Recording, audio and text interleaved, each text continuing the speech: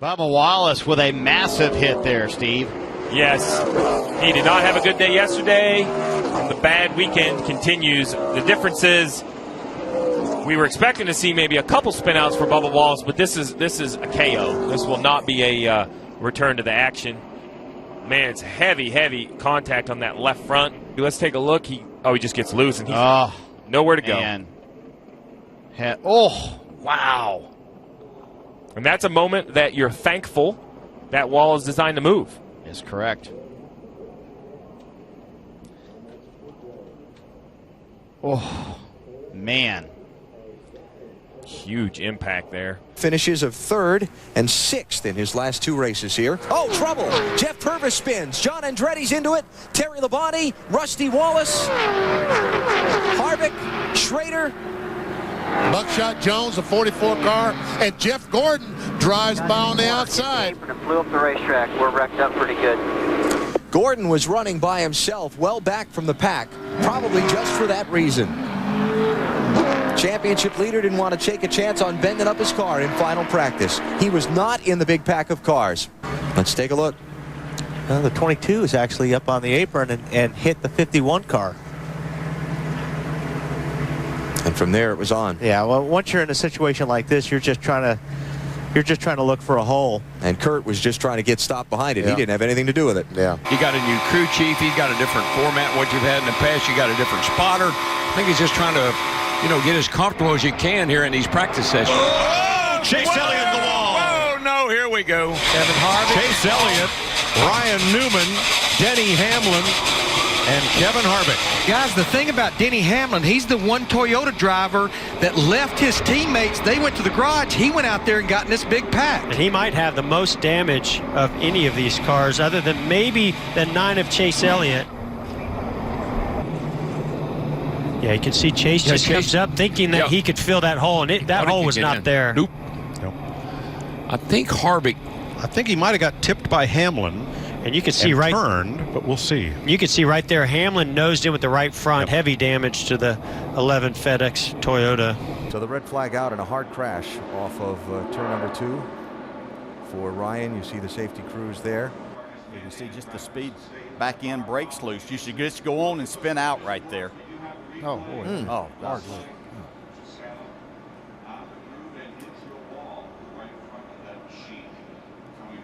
Clint Boyer was right behind it.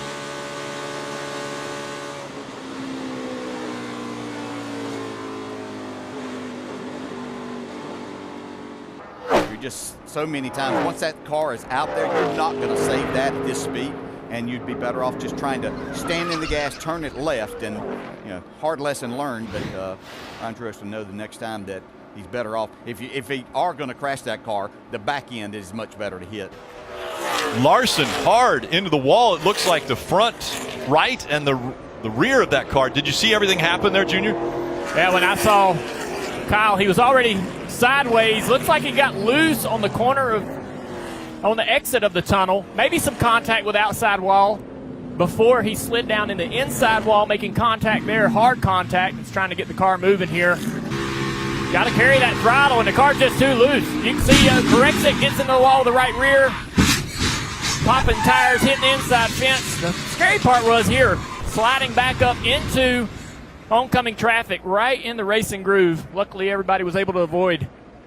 But that's the trouble about running here, or the pressure, I guess, for these drivers, is they have to carry so much throttle through this tunnel turn, and you have to trust that that grip is going to be there. Oh, trouble. Off turn 2, Bobby Labonte.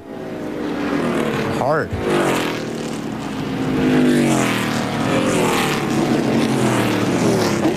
The 2000 NASCAR Winston Cup champion has brought out the red flag.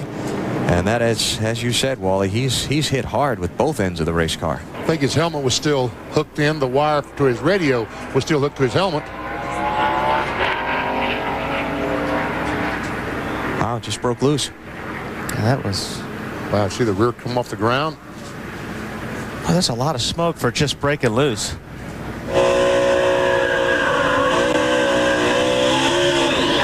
That's smoke. He's on the gas. On the gas, trying to get the thing to spin around and miss the wall. Right now. Oh, trouble. Oh, there we go. A bunch of cars. Kurt Busch hard in the wall. Mark Martin in the 55. Gets hit by Montoya and gets... Joey Logano was the first car sideways, and it was as a result of contact. So Logano, Busch, Mark Martin all received damage. Watch the yellow car of Kenseth. He comes down just a little bit in front of Kurt Busch in the 78 and just comes really across the nose of the 78, and then they spin from there. Edwards couldn't avoid getting into the back of Mark Martin. Kenseth goes for a ride, and look at Montoya just lift up the back of Mark's car. The most respected racing team in stock car racing, the Wood brothers, took one of their own, a Virginian, to drive for them, Elliott Sadler. Elliott's with me now, and I'm sure you've heard the story since yesterday of one of the most dramatic incidents of the 2000 season to date. In turn one, yesterday afternoon, half hour left in the final practice, you're riding with Elliott Sadler. There's the tire blowing. There's the first time over, second, third. How many times did you go over, Elliott? I think we ended up 12 times before it was all said and done. It's definitely the scariest time of my life, but I tell you what, the Wood brothers built me a great race car as far as being safe. NASCAR did a great job on the specs, and I'm just happy to be here with you fine people today. So I guess you can get it up that high, and I guess what they're trying to find out, Larry, is if you do, will it ever cool back down? Well, I'm already seeing right at trouble. We got trouble. Truex, Earnhardt, crash. And the pole-winning car for the 500 is in smithereens. It is no more. Anything, TJ? Yes, sir.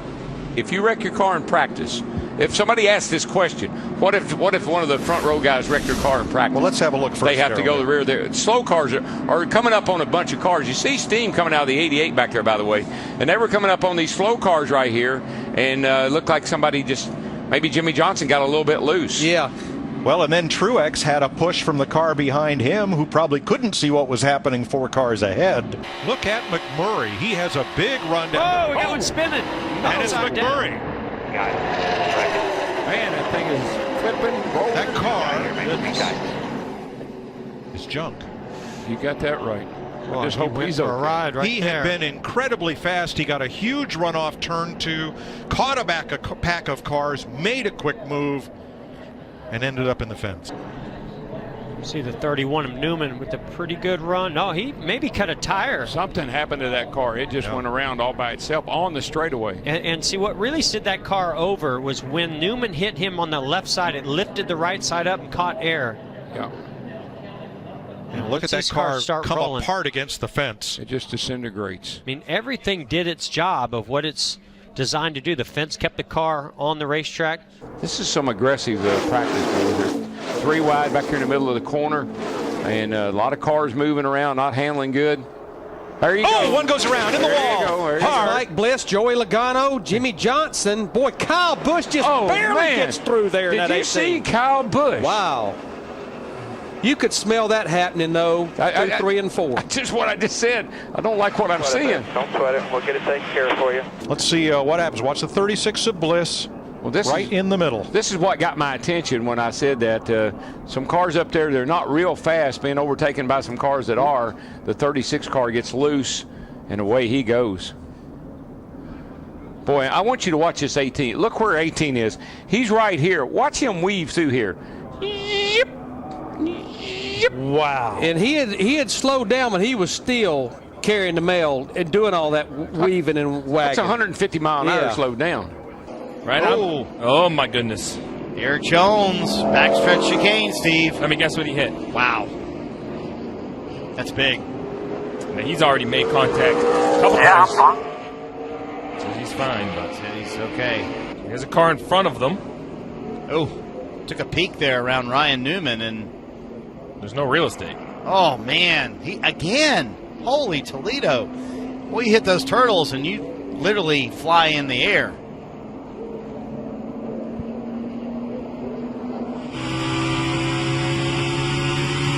A ways back. You must catch him dramatically. Okay, 15 to 31.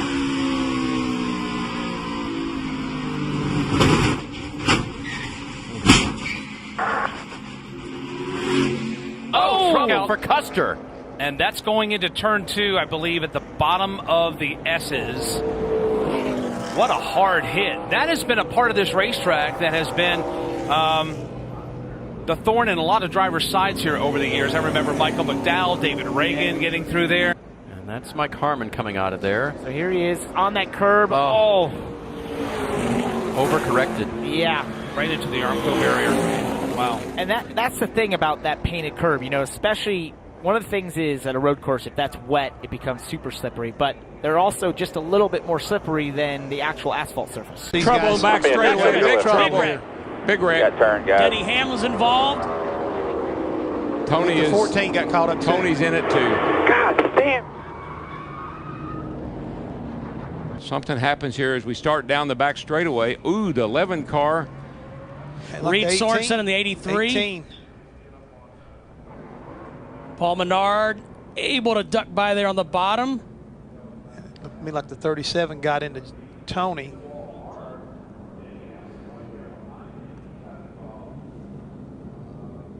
See Tony there. I thought he had it saved and it bounced right out into the outside wall of the car to the left of the screen there.